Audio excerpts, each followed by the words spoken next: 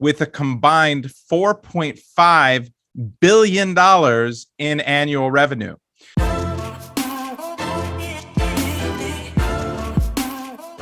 Hey everybody, I just wanted to follow up on the latest news that we reported last month about 200,000 Chinese seller accounts that were in the database at Amazon and were reported as cheaters. To date, we knew that there was going to be, or it was reported that there was going to be a schedule of suspensions for those 200,000 accounts. And the latest numbers are that they have suspended more than 55,000 Amazon accounts out of China with a combined $4.5 billion in annual revenue. So we know that some payment processors, some bank companies have cooperated with Amazon to help them link the accounts to different entities and companies. We know that some of these companies were public and had to do filings, or were about to go public and had to do filings where they reported how many Amazon accounts they had. So Amazon looked at some of those reports and said, well, we only know about 5 of these 700 accounts. What are the other 695? And so those have been tracked down and now suspended as well. And it doesn't look like they're coming back. A lot of companies have tried to apply, especially the larger ones, and it doesn't look like Amazon is budging. So this is going to impact the economy in China and these particular categories.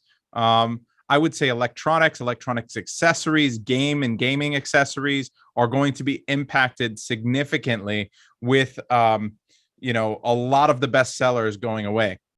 Now, does this represent an opportunity for you to get in?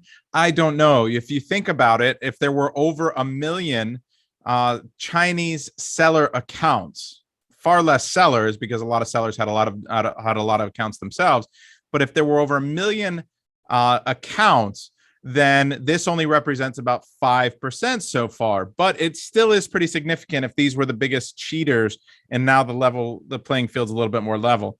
I'm not sure that it represents an opportunity with increased shipping expenses, the propensity for Chinese sellers to sell closer to break even with smaller margins because they get kickbacks from the government. So those are categories I might still avoid. Now, what's interesting is that China is responding, or at least Shenzhen and the local government are responding by incentivizing sellers to try to create their own Shopify stores and create their own stores to drive traffic to.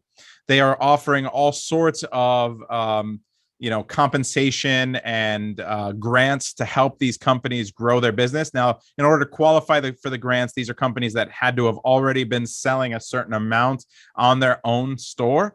So it doesn't make as big of an impact as I think it might have if they had lowered that bar a little bit. But we'll see what happens, how this plays out. I think a lot more sellers are still going to get suspended.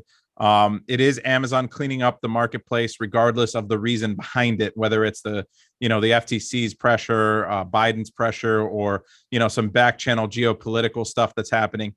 The truth is that this is better for all Amazon sellers who play fairly. This is going to discourage sellers and scare them because now there are real consequences, not just the slap on the wrist that sellers used to get with workarounds. And these workarounds and these loopholes have been closed by Amazon. So I'm still over here celebrating this change. And I think that there is still no better chance to get or opportunity to start a business and to create a multi-million-dollar revenue stream than Amazon private label. So if you want to learn more about that, if you haven't, check out my other videos. I have tons of free, valuable content on how to do the data, how to look at Amazon products to see what kind of opportunity and risk there is, and how to build your own business from 0 to $50 million in revenue. So I'll see you around and take care.